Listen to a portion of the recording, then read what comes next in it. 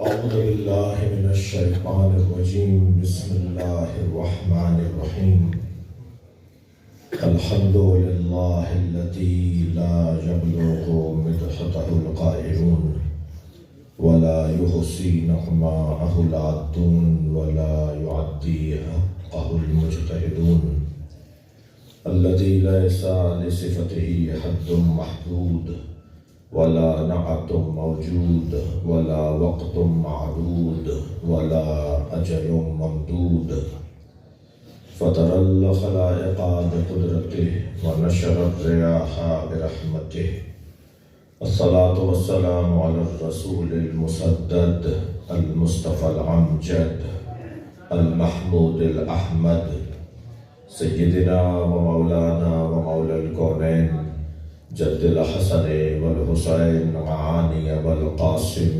محمد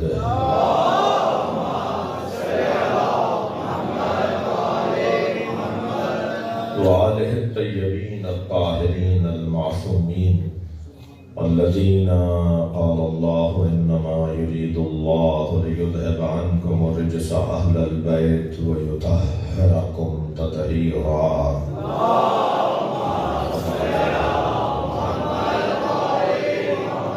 ولعنة الله على أعدائهم أجمعين من يوم عداوتهم إلى قيام يوم الدين أما بعد قال الحكيم في القرآن الكريم بسم الله الرحمن الرحيم ويقول الذين كفروا لست مرسلا قل كفى بالله شهيدا بيني وبينكم ومن عنده علم الكتاب صلوات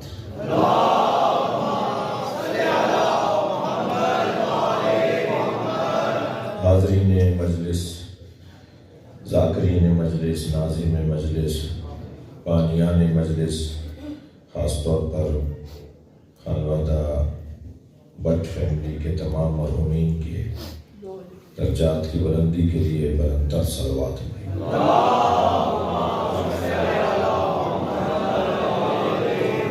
اس سے بہتر اور بلند صلوات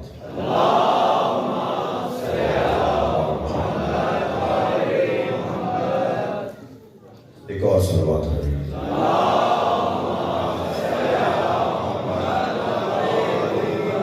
سورہ مبارکہ رات کی آخری آیت کا نشان 43 آخری اور 43ویں آیت. اس عزاخانے کا یہ خمسہ پورے پاکستان میں اپنی شناخت رکھتا ہے. پورے ملک کو پتہ ہے کہ آج میں یہاں حاضر ہوں اور سالہ گزشتہ جو میرے حصے میں مجالس آئیں اور میں نے یہاں حاضری دی تو جن آیات پر ہم نے غور کیا انہیں پہلے تلاوت کروں گا تاکہ میرے پرانے سامعین ذرا ماضی میں جا کر حال میں آ جائیں اور مجھے بھی آسانی ہو جائے گی کہ میں ان موضوعات پر اور ان آیات پر پہلے غور کر چکا ہوں اور پھر جس آیت کو اس دفعہ کے لیے اس سال کے لیے قرار دیا ہے پھر اس کا ترجمہ اور پھر آج تمہیدی بیان. یہ ایام شہادت امام موسیٰ کاظم علیہ السلام کی سلسلے کی پہلی مجلس، مگر کیا کریں کہ شب ایک نظر کی بھی ہے، لہذا مجھے اس کا بھی خیال کرنا ہے اور ہم تو ویسے بھی کروں میں ترک تبرہ یہ غیر ممکن ہے.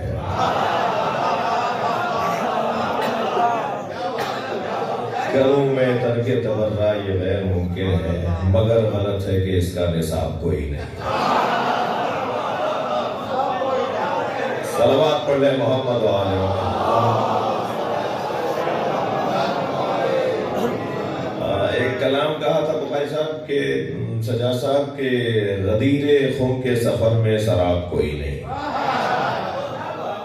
غدیر خم کے سفر میں علی کے رستے میں دھوکہ نہیں ہے. ہر رستے میں دھوکہ ہے مگر مولا علی کے رستے میں دھوکہ نہیں ہے. غدیر خم کے سفر میں سراب کوئی نہیں، خدا نبی کا علی کا جواب کوئی نہیں۔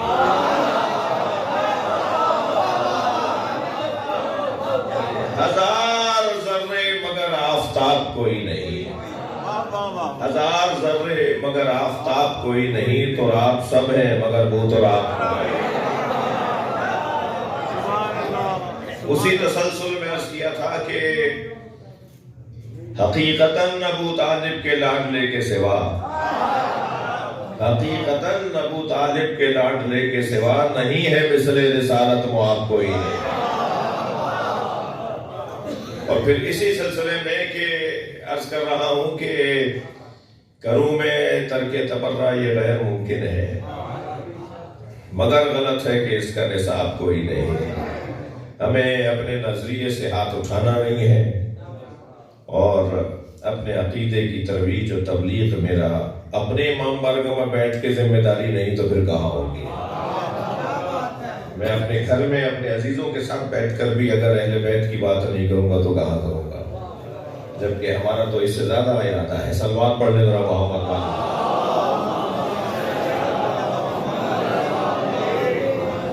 اسی طرح بہت روشن بات ہے، بہت واضح پیغام ہے کہ اس دروازے سے جڑنا قسمت والوں کی بات ہے۔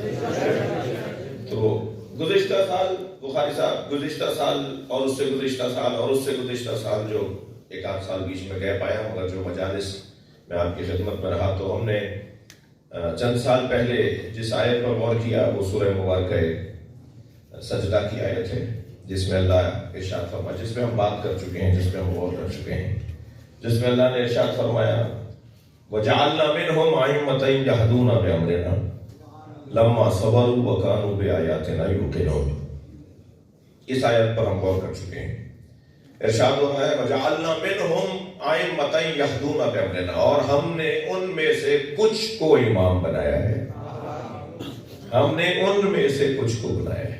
جن میں سے اللہ کچھ کو امام بناتا ہے، ان میں سے ایک کا نام عباس ہے۔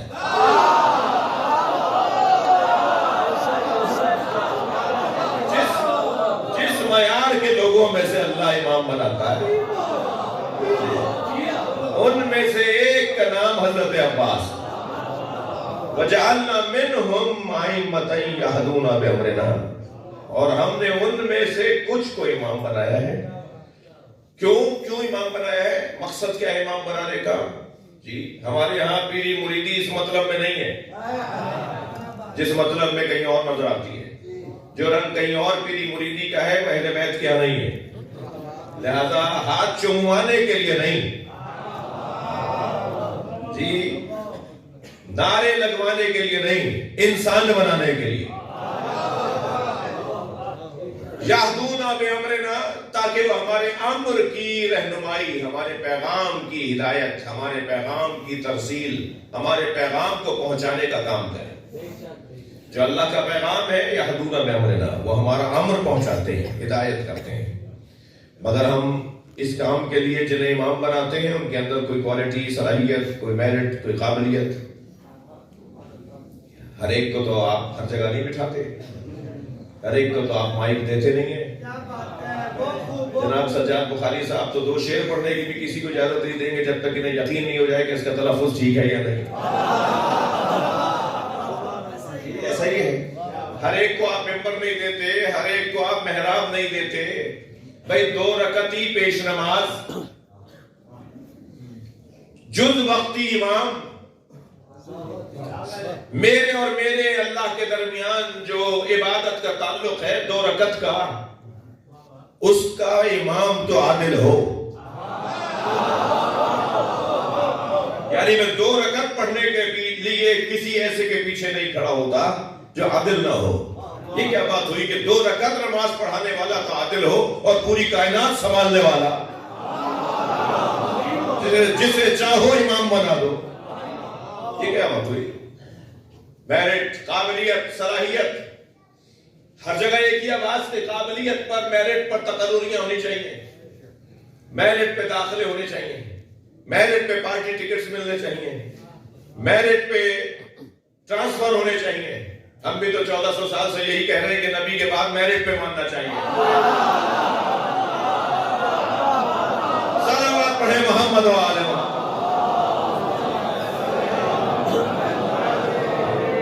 قابلیت لما صبروا. قابلیت کیا ہے جسے امام، یہ میں باتیں کر چکا ہوں پہلے، چند سال پہلے یہ گفتگو ہو چکی ہے، صرف آپ کو حاضر کر رہا ہوں ماضی سے حال میں.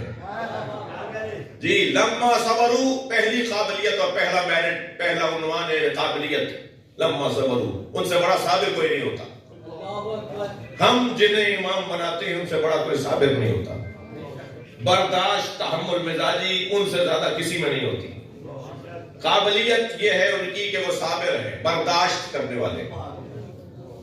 وَكَانُوا بِآيَاتِنَا يُوقِنُونَ. اور دوسری قابلیت ان میں یہ ہے کہ وہ ہماری آیات پر، ہمارے پیغامات پر، ہماری آیات پر یقین کامل رکھتے ہیں. ان کا یقین انہی کا ہے. جیسا وہ یقین رکھتے ہیں ایسا کوئی یقین نہیں رکھتا. جی گلی میں کون کون مومنین کھڑے ہوئے ہیں مجھے اس دیوار کی وجہ سے نظر نہیں آ رہا. مثلا اگر یہ دیوار نہ ہوتی تو مجھے وہ نظر آ رہے ہوتے، اور پھر ممکن ہے کسی کو میں پہچان کر میرا انداز، میرا پیغام، میرا جملے وہ ممکن ہے تبدیل ہو جاتے. جی تو میں تو جنہیں دیکھ رہا ہوں ان کے مطابق بات کر رہا ہوں، جو مجھے نظر آ رہا ہے اس کے مطابق بات کر رہا ہوں. لیکن عزیزان گرامی ہم تو دیوار کے اس پار نہیں دیکھ پاتے. وہ دیوار ہٹے گی تو ہمیں کچھ اور نظر آئے گا. مولا علی فرمانے لو کو شفا لگتا لمزدت تو یقینا. اگر میری آنکھوں کے سامنے سے حجاب ہٹا دیا جائے تو یقین میں اضافہ نہیں ہوگا.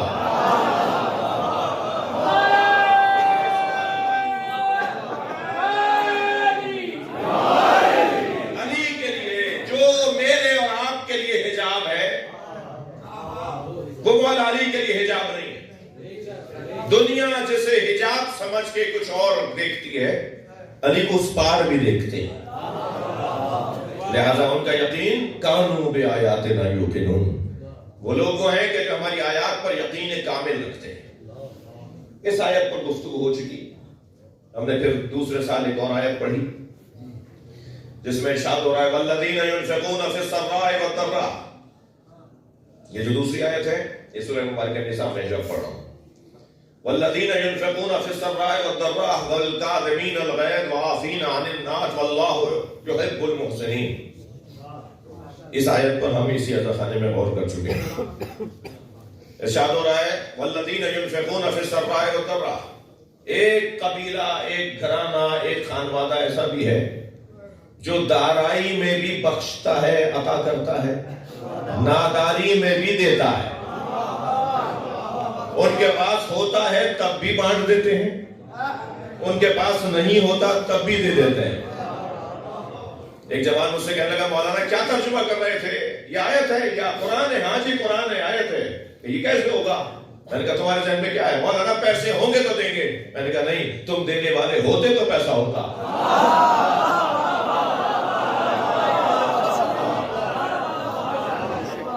پیسے سے سخاوت کا کوئی تعلق نہیں. سخاوت کا تعلق دل سے ہے، ایک امر قلبی سے ہے. تم اپنے مزاج میں دینے کا عنوان لے کر آؤ تو پھر اللہ تمہیں واسطہ فیض بنا دے گا. تمہارے ذریعے سے ہی لوگوں کے مسئلے حل ہوں گے.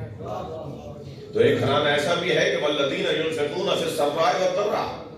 جو حالات ان کے اگر مالی طور پر نہ ہو تب بھی وہ دیتے ہیں، ان کے پاس مال دولت ہو تب بھی بخشتے ہیں. والکاظمین الغیظ. اور ایک قبیلہ ایسا ہے جن کا کام ہی یہ ہے کہ وہ غصہ پیتے ہیں، وہ غصے کو ختم کر دیتے ہیں. ان کے ہاں غصے سے کام نہیں ہوتا. وہ غصے کی بنیاد پر ایکشن اور عمل نہیں کرتے. غصے کی بنیاد پر ان کی زندگیوں میں کوئی بھی قدم نہیں اٹھایا جاتا. غصے پر قدم نہیں اٹھاتے. والکاظمین الغیظ. وہ غصے کو ختم کر کے بات کرتے ہیں. ان کا غصہ ختم ہو جاتا ہے. اچھا اگرچہ ممکن ہے میں نے یہ بات اس سال نہ کی ہو جس طرف اس وقت اشارہ دے رہا ہوں. ہم نے تو بعض جگہ غصہ دیکھا ہے اہل بیت کا. سب سے بڑا غصہ تو جناب زہرا کا دیکھا ہے. سیدہ کسی سے ناراض ہوئی؟ نبی مکرم بعض مرحلوں میں ناراض ہوئے، مگر ان ائمہ اہل بیت میں بعض دفعہ غصہ دکھائی دیا ہے۔ خود اللہ جی غیظ رکھنے والا ہے، غضب رکھنے والا ہے، تو پھر یہ والکاظمین الغیظ کے کیا مطلب ہے اس کا؟ پہلی بات تو یہ کہ یہ جو آیت کہہ رہی ہے والکاظمین الغیظ والعافین عن الناس، یہ ان کی صفت غالب ہے۔ جیسے اللہ کی صفت ربوبیت اس کی قہاریت پر غالب ہے، جیسے اس کا رحم اور کرم اس کے غضب پر غالب ہے۔ یعنی اگر ایک ہی وقت میں اللہ کو دو قلمدان چلانا پڑے، ایک رحم کا قلمدان اور ایک غضب کا قلمدان، تو وہ غضب کے قلمدان کو چھوڑ دیتا ہے، رحم کا قلمدان چلاتا ہے۔ یعنی اس کا کرم اور اس کا رحم اس کے غضب پر غالب ہے۔ وہ کہتا ہے وَكُتِبَ عَلَيَّ رَحْمَةٌ، اس نے اپنے اوپر رحمت کو واجب قرار دیا ہے، معاف کرنے کو واجب قرار دیا ہے۔ مگر غضب بھی غضبناک بھی ہوتا ہے، وہ غصہ بھی کرتا ہے، وہ قہار بھی ہے، وہ جبار بھی ہے، وہ جبروت بھی ہے، وہ غصہ کرنے والا بھی ہے، وہ عذاب نازل کرنے والا بھی ہے۔ ائمہ اہل بیت خود نبی مکرم جب کسی نے آ کر، کئی مثالیں ہیں، میں ان مثالوں کا اشتراک ڈھونڈ رہا ہوں کہ نبی کے ہاں جب بھی غصہ ہوا تو کیا نقطہ تھا، جناب زہرا کے ہاں جب غضب ہوا تو کیا نقطہ تھا، امام حسن امام حسین ائمہ اہل بیت جب غصہ کرنے لگے تو وہ کون سا نقطہ تھا۔ ان ساری مثالوں میں ایک مشترکہ چیز ملتی ہے، جب بھی اللہ پر بات آئی، سکے تو نہیں رہا، جب بھی اللہ پر بات آئی ان ہستیوں نے اپنے غصے کا اظہار کیا ہے۔ جب بھی ایک امام کے سامنے دوسرے امام کی توہین کی بات آئی، انہوں نے غصے کا اظہار کیا۔ ان تمام مثالوں میں اگر میں ایک مشترکہ عنوان نکالوں، جب بھی نبی کے سامنے علی کی توہین ہوئی، جب بھی امام حسن حسین کے سامنے مولا علی کی توہین ہوئی، انہوں نے غصے کا اظہار کیا۔ ایک شخص نے آ کر نبی مکرم سے کہا کہ آپ نے علی کو زیادہ دے دیا اور ہمیں کم دیا مال غنیمت، تو فرمایا ان لم عادل فمن یعدل، اگر میں نبی ہی عادل نہیں ہوں تو دنیا میں کون ہے جو عادل ہے؟ صلوات پڑھیں ذرا محمد و آل محمد۔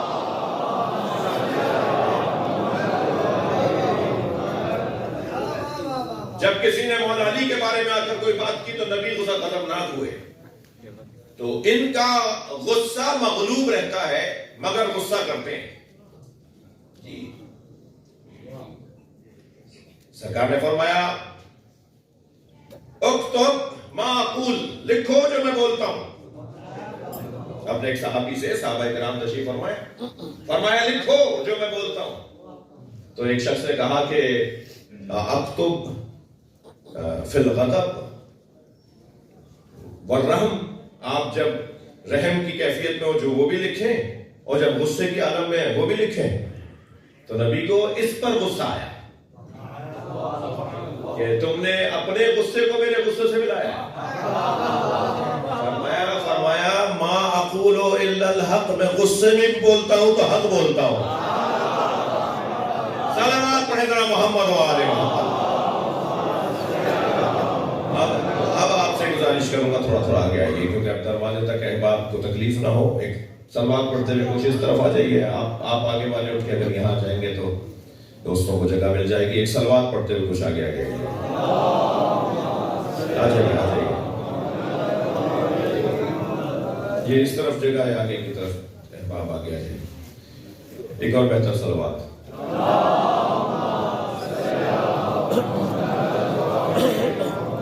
اس سے بلند سلوات۔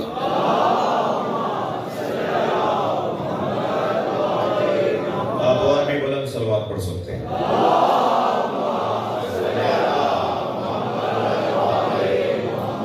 توجہ چاہوں گا، اس آیت پر ہم غور کر رہے ہیں والکاظمین الغیظ والعافین عن الناس، اور ایک ایسا قبیلہ بھی ہے جو معاف کرنے کو عادت رکھتا ہے۔ معاف کرنا ان کی عادت ہے. سجیتکم الکرم، معاف کرنا تمہارا لباس ہے، تمہارا حلیہ ہے. اے اہل بیت، آپ کا حلیہ معافی ہے. آپ پہچانے جاتے ہیں معافی کے ذریعے. معاف کرنا آپ کی شناخت ہے. پتا ہے سب کو کہ یہ بدلہ نہیں لیں گے، یہ معاف کر دیں گے. لہذا والعافین عن الناس واللہ یحب المحسنین. اور اللہ احسان کرنے والوں کو، کرم کرنے والوں کو، معاف کرنے والوں کو دوست رکھتا ہے. اس آیت پر ہم نے غور کیا. اس کے علاوہ ایک اور آیت پر ہم نے غور کیا جس میں ارشاد ہوا وَجَعَلْنَا مِنْهُمْ أَئِمَّةً يَهْدُونَ بِأَمْرِنَا. اور ہم نے ان میں سے کچھ کو امام بنایا ہے جو ہمارے امر کی ہدایت کرتے ہیں. پہلی والی آیت دوسری ہے، یہ سورہ انبیاء کی آیت ہے، وہ سورہ سجدہ کی آیت تھی. وَجَعَلْنَا مِنْهُمْ أَئِمَّةً يَهْدُونَ بِأَمْرِنَا. اور ہم ان میں سے کچھ کو امام بناتے ہیں جو ہمارے امر کی ہدایت کرتے ہیں. وَأَوْحَيْنَا إِلَيْهِمْ فِعْلَ الْخَيْرَاتِ. اور ہم ان پر نیکیوں کی وحی کرتے ہیں. یعنی وہ جو اعمال انجام دیتے ہیں وہ بھی ہم بتاتے ہیں کہ تمہیں کیا کرنا ہے. ان کے اعمال کی انجام دہی پر وحی ہماری ہوتی ہے. ہم کہتے ہیں کہ ایسا کرو. جی ایک صاحب مجھ سے کہنے لگے کہ آپ نبی کے بعد وحی کے قائل ہیں. میں نے کہا ہم نبی کے بعد قرآن کے نزول کے قائل نہیں ہیں مگر وحی کے قائل ہیں. قرآن کا نزول سرکار پر بند ہو گیا. نبی کے بعد وحی قرآنی نہیں آئی لیکن وحی آئی. ہر امام معصوم پر وحی آتی ہے. ہر فرد اہل بیت پر وحی نازل ہوتی ہے. یہ امت کو کیا ہو گیا ہے کہ وحی مانے تو شہد کی مکھی پہ مان لیتے ہیں، علی پہ نہیں مانتے. بھائی صلوات پڑھنے محمد و آل محمد.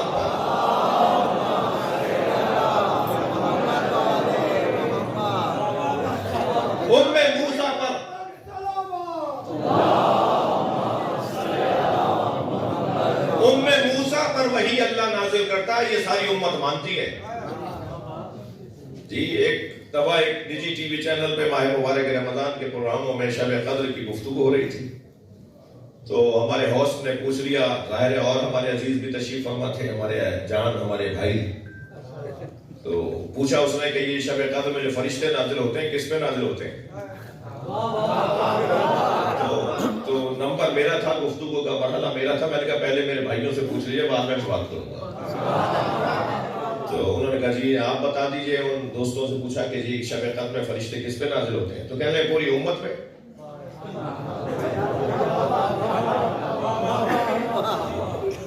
تو میں نے کہا جی انہوں نے جب ہم سے پوچھا، میں نے کہا میں پہلے تو اپنے بزرگ سے پوچھوں گا، اپنے محترم سے پوچھوں گا، مفتی صاحب سے، کہ پوری امت پہ فرشتے نازل ہوتے ہیں تو آج تک کسی نے فرشتے کو دیکھا ہے؟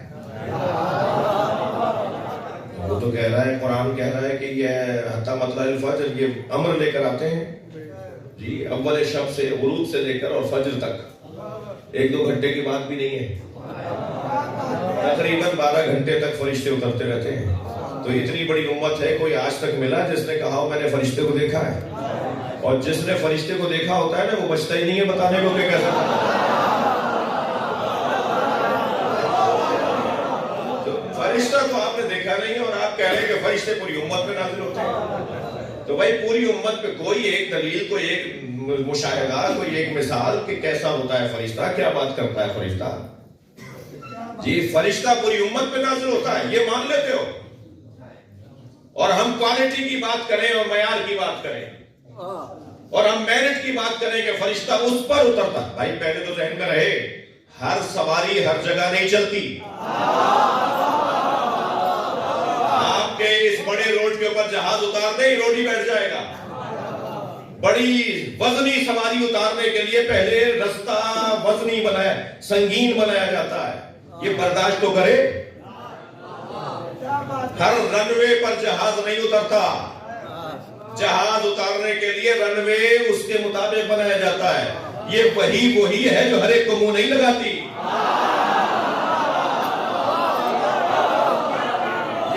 یہ فرشتہ ہر جگہ نہیں اترتا.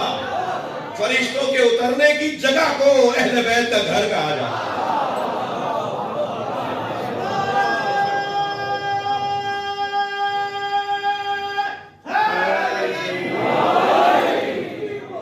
جناب زین ہے اگرچہ مصائب کا باب لیکن عظمت کی گفتگو ہے۔ جناب زینب نے دربار شام میں جو یزید کے سامنے خطبہ دیا ہے اس میں ایک جملہ بی بی نے جو اہل بیت کی عظمت کا بیان کیا ہے۔ بی بی فرماتی ہیں قیدت وجہت جوہدت، اے یزید جتنی چالیں تو چل سکتا ہے چل، جتنے ہیلے بہانے ڈھونگ رچا سکتا ہے تو کر، جتنی چالیں چل سکتا ہے چل، لیکن سن شرفنا بالوحی والکتاب، جان لے اللہ نے ہمیں وحی اور قرآن کے ذریعے سے شرف عطا کیا ہے۔ ہمارے گھر پر فرشتہ اترتا ہے، اس شرف کو تو ہم سے نہیں چھین سکتا۔ تو ظلم و زیادتیاں کر سکتا ہے مگر فرشتے ہمارے گھر اترتے ہیں، وحی ہمارے گھر اترتی ہے، اس شرف کو تو ہم سے نہیں چھین سکتا۔ تو اہل بیت کی عظمتوں کا ایک عنوان یہ ہے کہ یہاں فرشتے اترتے ہیں۔ تو فرشتے کہاں اترتے ہیں؟ وہاں جہاں ان کو اترنے کا ان کے مطابق ہے جگہ، تو ان کے مطابق جو جگہ ہے وہ یہ گھرانہ ہے۔ قرآن کہتا ہے وَأَوْحَيْنَا إِلَيْهِمْ فِعْلَ الْخَيْرَاتِ، اور ہم نیکیوں امور اعمال کے لیے بھی وہی نازل کرتے ہیں۔ یعنی جتنے بھی ائمہ کے اعمال اقدامات ہیں، فیصلے ہیں، جو ان کے زندگی کے عنوانات ہیں کہ وہاں آپ نے ولی عہدی قبول کی تو وہاں انکار کر دیا، وہاں یہ رہنمائی کی تو وہاں یہ رہنمائی فرمائی، یہ سب کے سب وحی کے مطابق۔ بہت سے لوگوں کو اب الحمدللہ سوشل میڈیا نے کچھ آسانی کر دی ہے کہ ہماری یہ باتیں وہاں بھی جا رہی ہیں جہاں ہم نہیں جا سکتے تھے۔ اب تو وہ صاحب مجلس سننے سے نکاح باطل ہو جائے گا، اب انہیں نکاح پکے کرنے پڑیں گے، کیونکہ اب تو مجلس سننے کے لیے امام بارگاہ میں آنے کی ضرورت نہیں ہے، مجلس خود تمہارے گھر پہنچ رہی ہے۔ تو الحمدللہ ہمارا موقف آگے جا رہا ہے۔ تو ایک اعتراض ہمارے اوپر یہ ہے کہ یہ اپنے ائمہ کو، ائمہ اہل بیت کو معصوم مانتے ہیں، یہ کہتے ہیں کہ ان پر وحی نازل ہوتی ہے، تو وحی قرآنی نازل ہونے کے ہم قائل نہیں ہیں۔ ہماری بات پوری سنو، میں اس ٹائپ کی جب گفتگو کرتا ہوں جلدی سے جملہ بولتا ہوں کہ کہیں یہاں کٹنگ نہ ہو جائے۔ یہ کلپ کاٹنے والے جو ماہرین بیٹھے ہوئے ہیں نا، یہ تڑکا لگا کے جو اپنا سوشل میڈیا کا اور یوٹیوب چینل کو کما رہے ہیں نا، وہ ان کی کمائی تو ہوتی ہے مگر ہمارا امتحان ہو جاتا ہے۔ پھر بعد میں جواب دیتے پھریں کہ آپ نے یہ کیوں کہا کہ بھائی بات تو پوری سنتے، پوری تقریر ڈھونڈ لو، باب المراد میں کیا پڑھ کر آئے ہو۔ توجہ، وَأَوْحَيْنَا إِلَيْهِمْ فِعْلَ الْخَيْرَاتِ وَإِقَامَ الصَّلَاةِ وَإِيتَاءَ الزَّكَاةِ وَكَانُوا لَنَا عَابِدِينَ۔ اس آیت پر ہم غور کر چکے ہیں۔ ارشاد ہو رہا ہے ہم نے ان میں سے کچھ کو امام بنایا اور ان پر ہم اعمال کی وحی کرتے ہیں اور انہیں نماز کے قیام اور زکوٰۃ کی ادائیگی ان کا کام ہے، اور وَقَانُوا لَنَا عَابِدِينَ، اور وہ سب کے سب ائمہ اہل بیت کی بات ہو رہی ہے، وہ سب کے سب ہمارے لنا، صرف ہمارے، اللہ کہہ رہا ہے صرف ہمارے بندے ہیں۔ وَقَانُوا لَنَا عَابِدِينَ، وہ صرف اور صرف ہمارے بندے ہیں، ہماری عبادت کرنے والے ہیں۔ ہم اس آیت پر غور کر چکے ہیں۔ اس سال جس آیت کے اوپر، جس آیت کو زیارت کرتے ہوئے اس آیت کی خدمت میں رہنا چاہتا ہوں اور اپنا محترم مجمع اپنے ساتھ رکھنا چاہتا ہوں، وہ آیت ہے سورہ مبارکہ رات کی 43ویں اور آخری آیت۔ معمولاً یہ آیت جناب امیر المومنین علی بن ابی طالب علیہ السلام کی فضیلت اور آپ کی عظمت کے بیان میں اس آیت کو ہم تلاوت کرتے ہیں اور ہم اس کو حضرت سے وابستہ جانتے ہیں۔ مگر اس آیت کریمہ میں ایک ایسا لفظ اللہ نے نازل کیا ہے کہ جو تمام ائمہ کی عظمت کو بیان کرتا ہے۔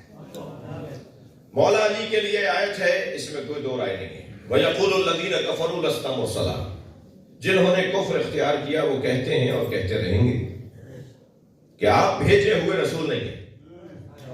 نبی سے لوگ بات کر کے کہہ رہے ہیں، کافر کہہ رہے تھے نبی سے، وَيَقُولُ الَّذِينَ كَفَرُوا لَسْتَ مُرْسَلًا، جنہوں نے کفر اختیار کیا، یعنی کافر کہتے ہیں اور کہتے رہیں گے کہ آپ بھیجے ہوئے رسول نہیں ہیں۔ قل، تو میرے حبیب کہہ دیجئے، کفا باللہ شہیداً بینی و بینکم ومن عندہ علم الکتاب، میرے اور تمہارے درمیان گواہی کے لیے کہ میں رسول ہوں، اس بات کی گواہی کے لیے اللہ کافی ہے، اور وہ جس کے پاس مکمل کتاب کا علم ہے۔ اللہ میری رسالت پر گواہ ہے، اور وہ جس کے پاس مکمل کتاب کا علم ہے۔ تو اللہ گواہ ہے، یہ بات تو سمجھ میں آتی ہے، وہ کون ہے جس کے پاس مکمل کتاب کا علم ہے؟ سب سے پہلا اور سب سے بڑا اور سب سے روشن مصداق علی ہے۔ اللہ رسول کی رسالت پر گواہ، اور جس کے پاس مکمل کتاب کا علم ہے وہ نبی کی رسالت پہ گواہ، جو ماں کی گود میں نبی کی آغوش میں کہے تورات سناؤں، انجیل سناؤں، زبور سناؤں یا قرآن سناؤں، وہ ہے جو عالم الکتاب ہے، تمام آسمانی کتابوں کا عالم۔ ہر آسمان سے نازل شدہ پیغام کو علی جانتے ہیں، لہذا فرماتے ہیں لو سنیت لی الوسادہ، اگر میرے لیے مسند قضاوت کو بچھا دیا جائے، علی فرما رہے ہیں لفتحت اہل تورات بتوراتہم واہل انجیل بانجیلہم واہل زبور بزبورہم واہل قرآن بقرآنہم، اگر میرے لیے مسند قضاوت کو بچھا دیا جائے، مجھ سے کہا جائے کہ فیصلہ کرنے کے لیے آپ بیٹھ جائیے، تو میں انجیل والوں کے فیصلے انجیل کے مطابق کروں گا، میں زبور والوں کے فیصلے زبور کے مطابق کروں گا، تورات والوں کے فیصلے تورات کے مطابق کروں گا، قرآن والوں کے فیصلے قرآن کے مطابق کروں گا، اور انجیل زبور تورات اور قرآن پکار کے کہیں گے جو فیصلہ علی کا ہے وہی میرا ہے۔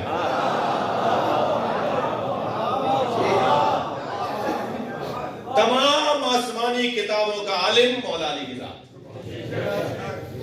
لہذا یہ آیت مولا علی کی شان میں ہے۔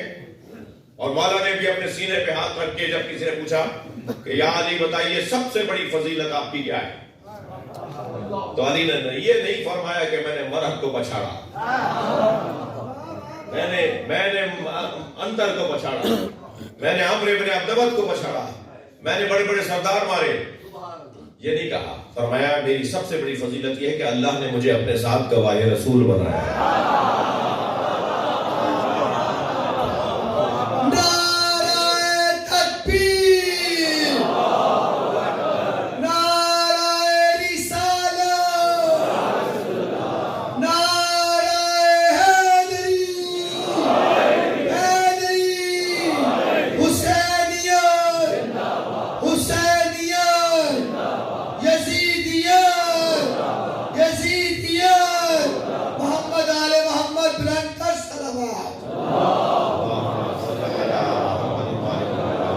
بھائی اس سے بلند صلوات آپ پڑھ سکتے ہیں۔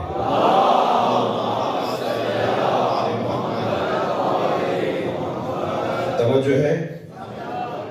تو وہ یہ آیت بہت روشن ہے کہ مولا کی شان میں، اس آیت کا واضح اور روشن مصداق مولا علی۔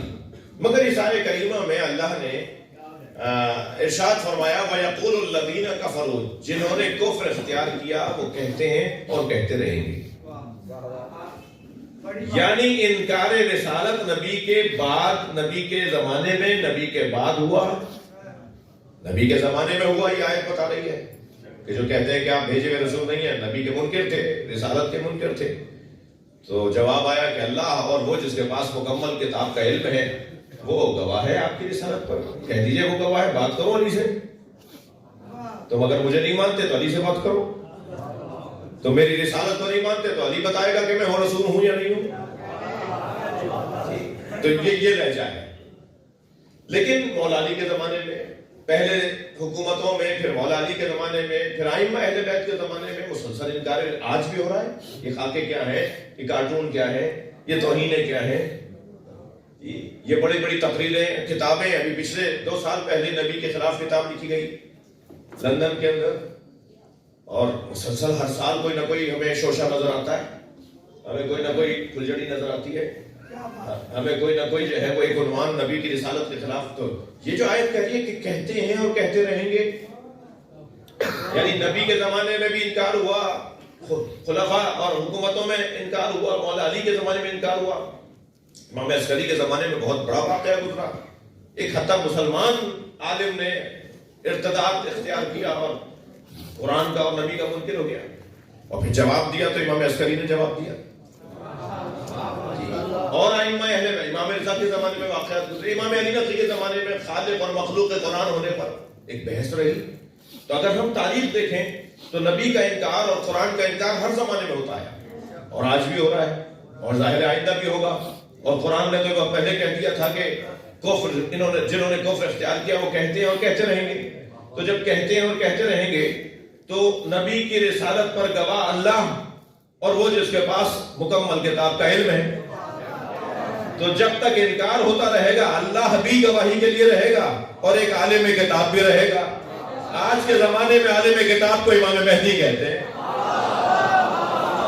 لبیک یا مہدی، لبیک یا مہدی، ماشاءاللہ، لبیک یا مہدی، لبیک یا مہدی، محمد آل محمد بلند صلوات۔ ہر زمانے میں ایک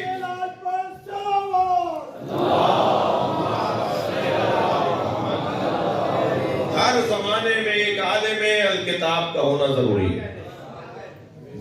جب ہر زمانے میں ایک عالم الکتاب کا ہونا ضروری ہے تو پھر جس امام کی خدمت میں ہم ہیں رجب کی اس تاریخوں میں، وہ گویا مولا علی کی طرح ہم کلنا محمد کے قائل ہیں۔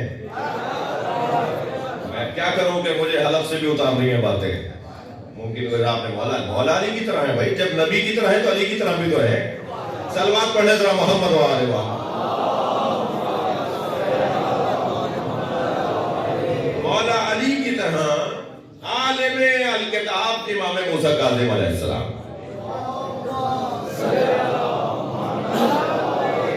ایک ہر زمانے میں ایک امام کی ضرورت ہے، ہر دور میں نبی کی رسالت پر گواہ کی ضرورت ہے، ہر دور میں منکرین رسالت کو جواب دینے کے لیے کوئی وارث نبی کی ہونا ضروری ہے، وارث نبی کا ہونا ضروری ہے۔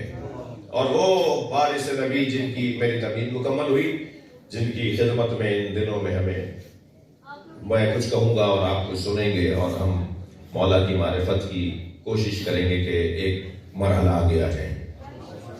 میرے مولا فرماتے ہیں، آج ایک قول آپ کو مولا کا ہدیہ کر کے آج کی مجلس کو منزل دوں گا۔ میرے مولا فرماتے ہیں لا تجلس بالاربع، مولا کاظم فرما رہے ہیں 4 طرح کے لوگوں کے ساتھ مت بیٹھا کرو۔ تھک رہے ہیں آپ یہ بات، اوحینا الیہم فعل الخیرات، جی لما یعدون بامرنا، یہ اللہ سے حکم لیتے ہیں اور ہمیں بتاتے ہیں۔ اللہ ان سے کہتا ہے ہمارے چاہنے والوں کو، اپنے کلمہ پڑھنے والوں کو، میرے موحدوں کو، اپنے مولائیوں کو یہ بتا دو۔ لہٰذا جو امام کاظم نے قول آپ کو ہدیہ کرو، فرماتے ہیں لا تجلس بالاربع، 4 لوگوں کے ساتھ مت بیٹھا کرو۔ اچھا، ہر ایک کے ساتھ نہیں بیٹھ سکتے؟ نہیں، ہر ایک کے ساتھ نہیں بیٹھ سکتے، ہر ایک سے دوستی نہیں کرنی، ہر ایک سے دوستی نہیں کرنی، ہر ہاتھ ملانے والا دوست نہیں ہوتا۔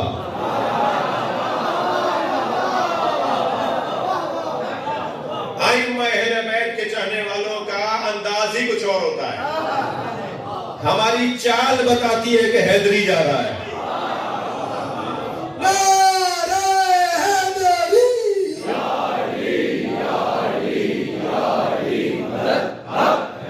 ہمارا انداز بتائے گا کہ ہم کون ہیں۔ دیکھیے، ایک لفظ ہے جلسہ اور ایک لفظ ہے جلسہ۔ جیم پر زبر لگائیں گے تو وہ جلسہ کہلائے گا، اور جیم کو زیر لگائیں گے تو وہ جلسہ۔ جلسہ کا مطلب ہے مطلقاً بیٹھنا، ہر بیٹھنے والے کو کہتے ہیں یہ جلوس کی کیفیت میں ہے۔ جلوس ہمارے ہاں تو جلوس اردو میں پیدل چلنے کو کہتے ہیں نا، عربی میں بیٹھنے کو کہتے ہیں۔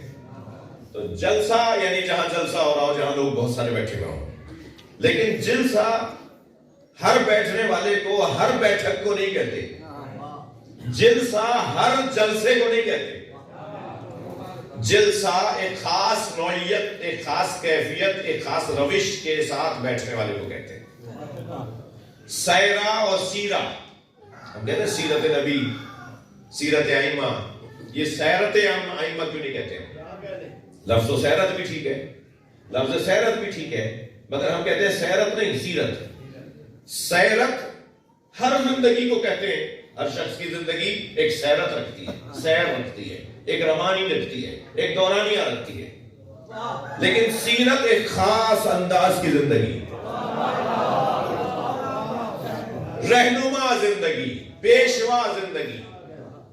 توجہ، ہر ایک کے ساتھ بیٹھنے سے یہ ضروری نہیں کہ وہ دوست ہے ہمارا. بارہا ہوتا ہے، ہم تو مجلسوں کے اندر یہ طے ہے کہ سب جو مجلس میں آ گئے، حتیٰ اگر کوئی غیر شیعہ بھی ہے تو وہ مجلس میں امام بارگاہ میں اگر آ گیا ہے تو وہ ہمارا ہے، اس لیے کہ کم سے کم اس پر تو اتفاق رکھتا ہے نا کہ علی کو سننا چاہتا ہے، اہل بیت کے بارے میں سوچنا چاہتا ہے. تو اتنا تو اس کا اتفاق ہے نا ہمارے ساتھ. تو اس بنیاد پر ہی صحیح کو ہمارا ہے. اسی لیے ہم مسجدوں میں مجلسیں نہیں کرتے، ہم مسجدوں میں مجلسیں نہیں کرتے، امام بارگاہ علیحدہ مناتے ہیں. برابر میں مسجد ہے، برابر میں بل پیسے، زیادہ پیسے خرچ کر دیے. زیادہ پیسے تھے کہ آپ کے پاس؟ ڈبل ہال بنا دیے. ہم مسجدوں میں مجلس اس لیے نہیں کرتے کہ مسجد میں ہندو نہیں آ سکتا، یہودی نہیں آ سکتا.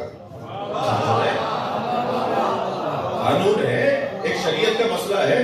اب یہ کیوں کیسے تو مرنے کے بعد امام سے پوچھیں گے. ابھی تو یہی ماننا ہے کہ جی مسجد میں یہودی نہیں آ سکتا، عیسائی نہیں آ سکتا، ہندو نہیں آ سکتا، مگر امام بارگاہ میں سب آ سکتے. کل اگر ہندوؤں نے شکایت کر دی، یہودیوں نے اللہ سے شکایت کر دی قیامت میں کہ ہم دین سمجھنے گئے تھے، مسلمان تو مسجد میں آنے نہیں دیتا تھا، سارے مسلمان خاموش ہو جائیں گے مگر آپ جواب دیں گے، یا اللہ ہم نے مسجد کے برابر میں امام بارگاہ بنایا ہے، اس لیے تھا یہ حسین کا خیمہ ہے، ہر آنے والے حر کے لیے کھلا ہوا ہے.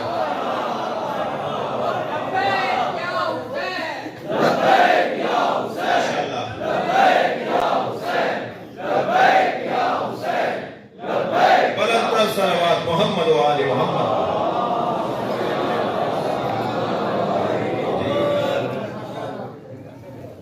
ہر ایک کے ساتھ نہیں بیٹھنا میرے بچوں جوانوں، تعداد کم نہیں ہے، برابر کی ہے جی. کم سن دوستوں اور میرے ہم سن ساتھیوں کی تعداد، میرے ہم سن تو بہرحال 40 سال سے اوپر کے ہو گئے، ان کو یہ سن لیں تو یہی غنیمت ہے.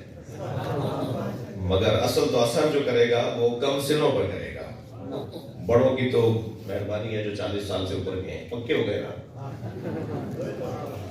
بہت کم ہے کہ جو پکے ہو جانے کے بعد پھر کچھ بات مان لی جائے. تو لیکن الحمدللہ پہلے ہی آپ مانے ہوئے ہیں.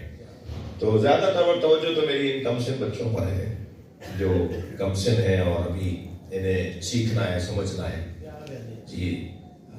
ضروری نہیں ہے جس سے آپ ہاتھ ملا رہے ہو وہ آپ کا دوست بھی ہو، ضروری نہیں ہے کہ جو آپ کے برابر بیٹھا ہے وہ آپ کا دوست بھی ہو جی.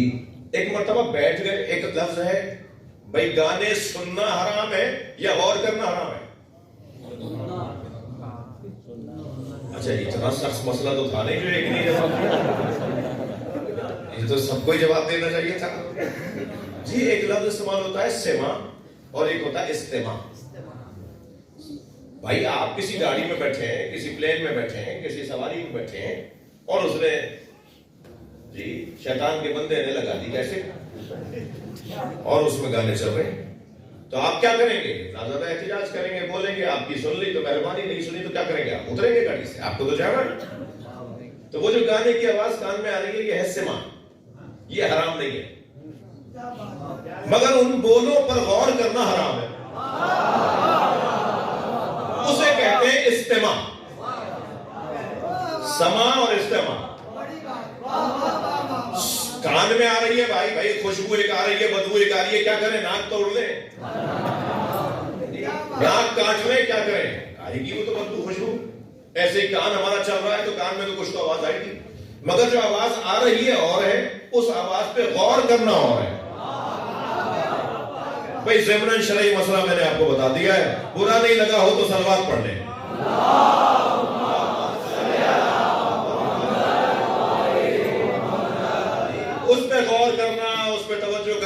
معلومات ساتھ ساتھ گنگنانا بھی شروع کرتے ہیں اور برابر والے سے پوچھ رہے ہیں یہ کس نے لکھا ہے اور یہ کہاں پہلے پڑھا گایا گیا، اور معلوم ہوا اس کا پورا شجرہ ہی کھول دیا. یہ جو ہے یہ حرام. یعنی اس گانے پر غور کر کے اس پہ تبصرے بھی شروع کر دینا، اس کے بعد والے مصرے کو پہلے سے بتا دینا کہ اب یہ گائے گی، تو یہ حرام ہے. سما اور استماع برابر میں کوئی آگے بیٹھ گیا تو بھائی آپ کیا کر لیں گے؟ میں نے پہلے واضح کر دیا مجلس کی بات نہیں ہو رہی. کسی سواری میں کسی بھی جگہ تو ساتھ بیٹھنے والا دوست نہیں ہوتا، ہاتھ ملانے والا دوست نہیں ہوتا. وہ جس کے ساتھ بیٹھنے کا دل کرے، وہ جس سے ہاتھ ملا کے دل ملے، اس کے لیے ائمہ فرما رہے لا تجلس بالاربع. 4 طرح کے لوگ، میرے مولا ائمہ نہیں، سارے ائمہ نہیں، یہ امام موسیٰ کاظم کی حدیث ان کے ایام میں میں جو حدیث آج آپ کو ہدیہ کرنے آیا ہوں جی. 4 طرح کے لوگوں کے ساتھ نہیں بیٹھ. اچھا تھک تو نہیں رہے آپ میری بات؟ جو میرے عزیز باہر کھڑے ہوئے ہیں، دروازے پہ کھڑے ہیں، وہاں سے اگر کوئی صلوات کے نعرے کی آواز آئے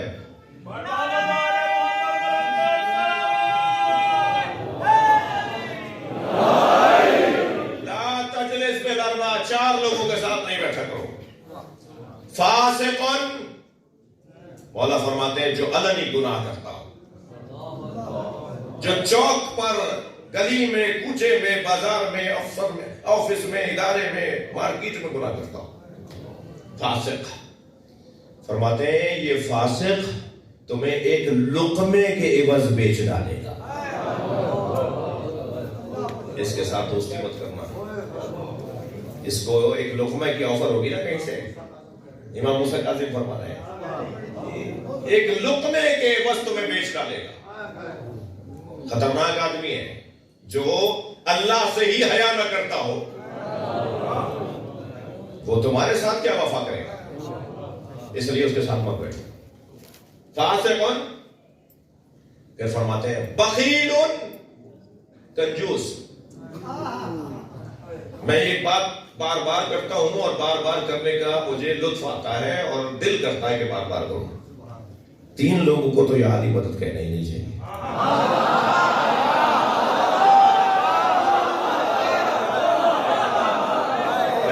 لاہور میں وہ بھی موچی دروازے مجلس ہو رہی ہے. 3 لوگوں کو یہ عالی مدد نہیں کہنا چاہیے. ایک بزدل کو، بزدل کا علی سے کیا تعلق؟ دل کی دھڑکنیں بڑھ رہی ہیں، ہاتھ پیر کانپ رہے ہیں کسی آدمی کو دیکھ کر. جو گھبرا کر بات کرے وہ علی والا نہیں ہوتا. جو لوگوں سے ڈر جاتا ہو اور خاص طور پہ ظالموں سے ڈر جاتا ہو وہ علی والا نہیں ہوتا. بزدل سے کوئی تعلق مولا علی کا نہیں ہے. مولا علی کا نام تو شجاعت آور ہے. ایک سردار جی کہنے لگے میرا پوتا روزانہ صبح شام بھاگتے دوڑتے اچھلتے کودتے آوازیں لگاتا ہے یا علی یا علی. آپ کیا سردار جی سرداروں کا تو یہ شہر رہا ہے نا. لاہور میں تو سرداروں کے آثار اتنے زیادہ ہیں. تو وہ کہتے ہیں کہ روزانہ آوازیں لگاتا ہے یا علی یا علی. تو میں نے پوچھا بیٹا پوتے سے کہا بیٹا تم روزانہ یا علی کی آوازیں کیوں لگاتے ہو؟ کہ میں دادا کیا کروں، جب یا علی کہتا ہوں میرے اندر طاقت آتی ہے. علی مولا کا نام شجاعت آور ہے، بہادری کو لے کر آتا ہے. تو بزدلوں کا کام علی سے نہیں ہے. دوسرا وہ بندہ جسے یا علی مدد کہنے سے پہلے 6 دفعہ سوچنا چاہیے، وہ ہے تنگ نظر، گھٹے میں دماغ والا، چھوٹی سوچ والا. یہ ہمارا نہیں ہے، یہ ان کا ہے، یہ غیر، یہ فلاں فلاں. اور پھر اتنی تنگ نظریاں، اتنی فصیلیں جی. وہ پنجابی ہے تو وہ سندھی ہے تو وہ پٹھان ہے، اور نیچے آ جاتے ہیں. سادات میں ایک کاظمی ہے تو یہ بخاری ہے، یہ زیدی ہے تو یہ تقوی ہے. وہ پنجابی ہے، وہ بٹ راجان کا امام بارگاہ ہے تو یہ آپ بتا دیے کس کا؟ یہ شیخوں کا امام بارگاہ ہے. وہ بریلویوں کی مسجد تو یہ دیوبندیوں کی جی. وہ سلفیوں کی مسجد تو یہ حدیث کی. مسجدوں میں اللہ نہیں ملتا، امام بارگاہوں میں حسین نہیں ملتے. تنگ نظری، گھٹا ہوا دماغ. یہ علی والوں کا کام نہیں ہے. علی والے تو دل بڑا رکھتے ہیں, سوچ بڑی رکھتے ہیں, سب کے لیے دروازہ کھلا رکھتے ہیں. کمزور جو لوگ ہوتے ہیں نا وہ منہ چھپاتے ہیں اور منہ موڑتے ہیں, لیکن جن کے ہاں نظریہ پایا جاتا ہو وہ دروازہ کھلا رکھتے ہیں. آؤ, ہم تو بلانا چاہ رہے تھے تمہیں. تو دوسرا بندہ جسے 6 دفعہ سوچنا چاہیے وہ ہے تنگ نظر, اور تیسرا بندہ جسے مولا علی کا نام لینے سے پہلے سوچنا چاہیے وہ ہے بخیل, کنجوس. کنجوس کا علی سے کوئی تعلق, بٹن ٹوٹے ہوئے, پائچے پھٹے ہوئے, کالر ادھرا ہوا ہے, چپل 2 رنگ کی پہنی ہے. کون ہے؟ موچی دروازے میں ان کی 5 دکانیں ہیں.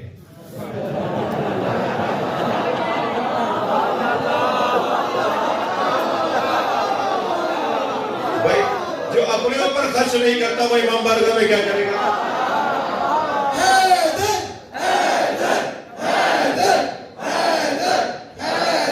پہلے بندے سے لے کے آخری بندے تک دونوں ہاتھ بلند کرتے نعرے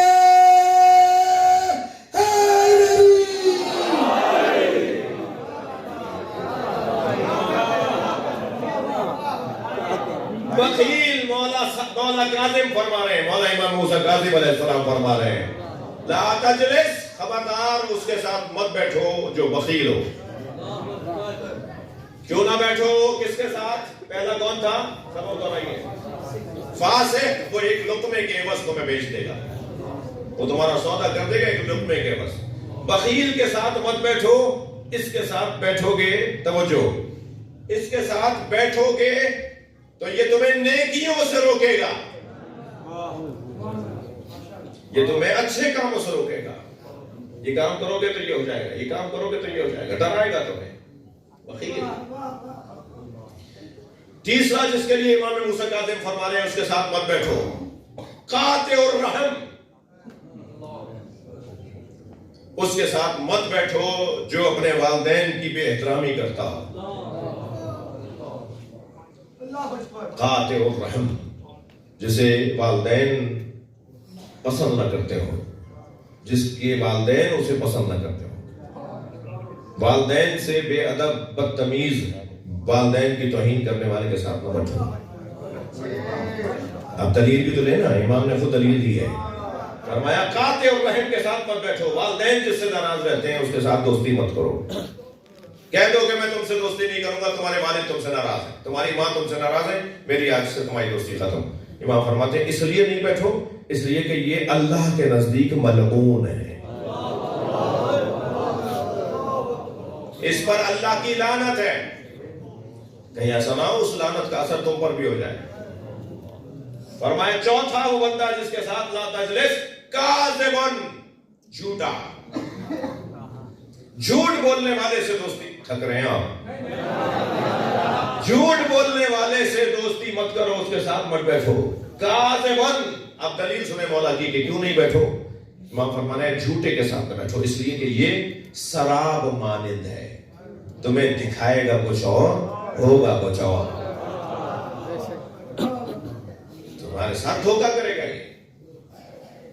یہ کسراب, کاذبن کسراب, کاذب جھوٹ بولنے والا سراب کی طرح ہے. سراب میرے بچوں, ہم روڈ پہ جب دور دیکھتے ہیں تو پانی نظر آتا ہے, ہائی وے پر, موٹر وے پر, ہم قریب جاتے ہیں تو پانی نہیں, خشکی ہوتی ہے, پھر اور پانی نظر آتا ہے, ہماری آنکھوں کا دھوکا ہو رہا تھا. باقاعدہ ہمیں نہر سی اور بڑا تالاب سا نظر آ رہا ہوتا ہے, آنکھیں ہماری کہہ رہی ہوتی پانی ہے, وہ سراب ہوتا ہے, وہ حقیقت نہیں ہوتی. جی سراب. میں ایک جگہ سے گزر رہا تھا, رستے میں سانپ بیٹھا ہوا تھا, میرے بڑھتے ہوئے قدم رک گئے, میں سوچنے لگا موذی ہے, حملہ کرے گا. کھڑا سوچ رہا تھا کہ لوگوں نے تبصرے شروع کر دیے, دیکھو مولانا کو بڑی شجاعت کی باتیں کرتے ہیں, سانپ سے ڈر رہے ہیں. اب میں سوچنے لگا میں ان کے چڑھانے میں آؤں یا عقل مندی کا ثبوت ہوں. جہاں بہت سارے لوگ چڑھا کے غائب بھی ہو جاتے ہیں. صرف حضرت مسلم کے ساتھ تو کوفہ نہیں ہے, ہمارے تو ہر شہر میں کوفہ ہے. تو ابھی میں کھڑا سوچ رہا تھا کہ کیا کروں, آگے سانپ ہے اور یہ کہہ رہے ہیں کہ صاحب یہ ڈر رہے ہیں, دیکھو مولانا کو کیسے ڈر رہے ہیں. اب میں سوچنے لگا کیا کروں, تو یہ چھوٹا سا بچہ میرے برابر میں آگے کھڑا ہوا اور کہنے لگا مولانا یہ پلاسٹک کا سانپ ہے. جیسے مجھے پتا چلا پلاسٹک کا ہے تو میں نے اسی پر پیر رکھا، اسے کچلتا ہوا چلا گیا۔ معلوم یہ ہوا جب حقائق روشن ہو جاتے ہیں تو اقدامات بھی بدل جاتے ہیں۔ بھائی تھکے نہیں بیٹھے تو جملہ ہدیہ کر رہا ہوں، ساری دنیا جس یزید سے ڈرتی تھی حسین اس کی حقیقت کو جانتے ہیں۔ صلوات پڑھیں محمد و آل محمد۔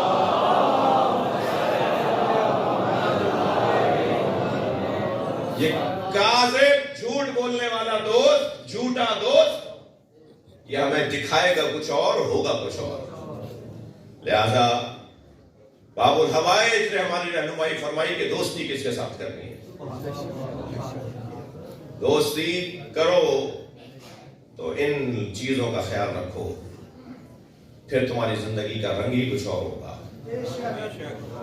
شاید کوئی یہ کہے کہ مولانا ملیں گے کہاں ایسے لوگ، تو شاید یہی سوچ ہمیں ایسا بنانے پر آمادہ کرے کہ ہم خود ایسے ہو جائیں تو پھر سبھی ایسے ہو جائیں گے۔